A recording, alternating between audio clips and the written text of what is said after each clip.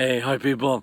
We're talking about forgiveness, and we're on a roll here. We're looking at observations, certainly the ones that I have seen of people who battle with this thing called forgiveness. They develop walls around themselves. They can't respond to love. They've developed an intensely bad habit that is just continuing to grow. They begin to isolate themselves. They begin to not want to see people. They begin to speak badly of people, and what comes out of their mouths is just a reflection of what's happening in the heart that has this huge wall around it. You can't respond to love because the wall that keeps hurt out keeps love out as well. Let's take it just a step further, if you don't mind. This wall that you build around yourself, let me tell you, it leads to a very slow, emotional, and relational death. You die emotionally. The joy is gone. The peace has gone. You decline intensity in relationships. Relationships become hard to keep, loving ones anyway, and you isolate yourself behind the huge wall that you built around your heart. Well, this isolation thing needs to come down, and we told you yesterday how best to do that.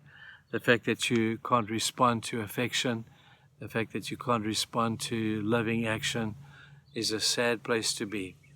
But let me say one more time, and then I'm going to move on, that the key to getting out of this thing is in your hands.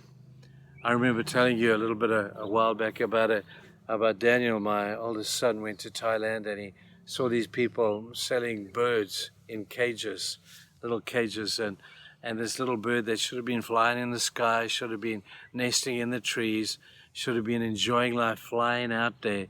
Now this bird is captured in a cage. And he's sitting in the cage, this little guy, saying, I wonder what it's like to be out there. I wonder what it's like to be free again. So Daniel bought one of these things. He felt sorry for it. Bought one, opened the door, and the bird didn't want to get out. It stayed in the cage.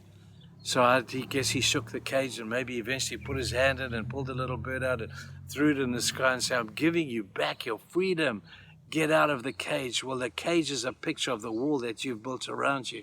But the intriguing thing is that wall has now become a prison, and the people are on the outside, and you're on the inside of a prison you have built, which simply means you want to get out of prison, people.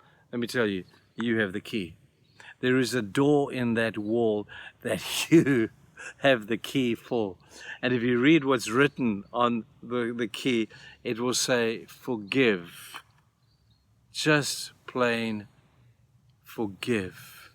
Now that is the most simple picture, and it reiterates again what I said to you yesterday. Freedom is one click of the door opening away from you. It could be happening right now. If you prayed and said, God, I'm going to forgive these people, and tell yourself that you're going to forgive these people and that they are forgiven, the door is now open to the new life. Tragically, some people stay in the prison and they die a miserable death. Think of Judas. We used him as a reference yesterday, didn't we? Where Judas went out and he hung himself. He took the 30 pieces of silver that he had used to trade for Jesus, and he threw them down in the temple courts, and he said, I have betrayed an innocent man. Have your money back, because I need my peace of mind back. But he never got it back because he never went to Jesus, and Jesus would have forgiven him. That's the greatest tragedy in the story of Judas, is that he could have been forgiven. Freedom could have come to him. And even though he had done the most despicable thing, God still loved him. And God still wanted him, but he chose to die behind the wall of hatred and unforgiveness. And he had the key in his hand. Imagine dying and having the key in your hand. That would make a gross movie or graphic movie anyway of your life. So use the key of forgiveness to release yourself from the prison that unforgiveness has put you in. If you're not going to blow the wall down, just simply walk through it.